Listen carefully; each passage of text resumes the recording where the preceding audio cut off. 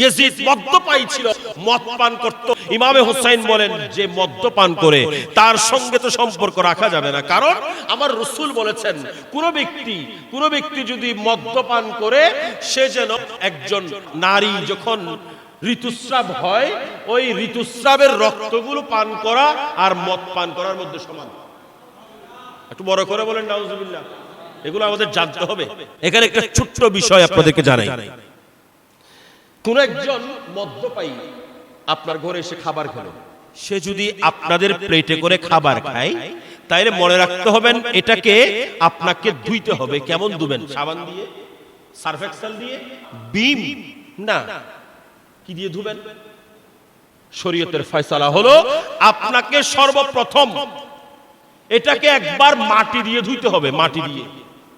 তারপর এটাকে 6 বার পানি দিয়ে ধুইতে হবে, মোট 7 বার ধুইতে হবে। একটা কুকুর যদি আপনার ঘরের মধ্যে এসে একটা প্লেটের মধ্যে খাবার খায়, আপনাকে অবশ্যই 7 বার ধুইতে হবে।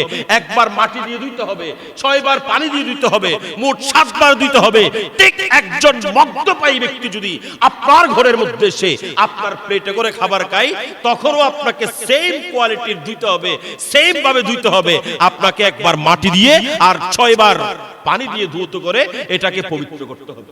একজন মদ্যপায়ীকে কুকুরের সঙ্গে তুলনা করেছেন। এখন সেই মদ্যপায়ীর হাতের মধ্যে কোনোদিন ইমামে হুসাইন হাত দিতে পারে? কথা বলেন, হাত দিতে পারে? এখন আমাদের দেশের মধ্যে কতগুলো আছে বলে যে ইয়াজিদকে গালি দেওয়া যাবে না, ইয়াজিদকে রহমতুল্লাহ আলাইহি বলে। বড় করে বলেন না। আল্লাহ বলছেন লানাতুল্লাহ আর তারা বলছেন রহমতুল্লাহ। আপনার কোরআন খুলেন, আল্লাহর কোরআনে বলছেন বিসমিল্লাহির রহমানির রহিম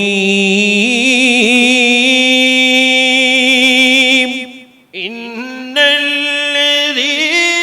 ইউযুনাল্লাহা ওয়া রাসূলাহু লা'আনাহুমুল্লাহু ফিদ দুনিয়া ওয়াল আখিরাহ। যারা আল্লাহকে এবং রাসূলকে কষ্ট দেয় তাদের জন্য লা'আনাহুমুল্লাহ, আল্লাহর লানত। আল্লাহ বলতেছেন লানাতুল্লাহ, আপনি বলছেন রহমতুল্লাহ। ইয়াজিদকে মন্দ বলা যাবে না, ইয়াজিদকে জাহান্নামী বলা যাবে না, ইয়াজিদকে লানত দেওয়া যাবে না।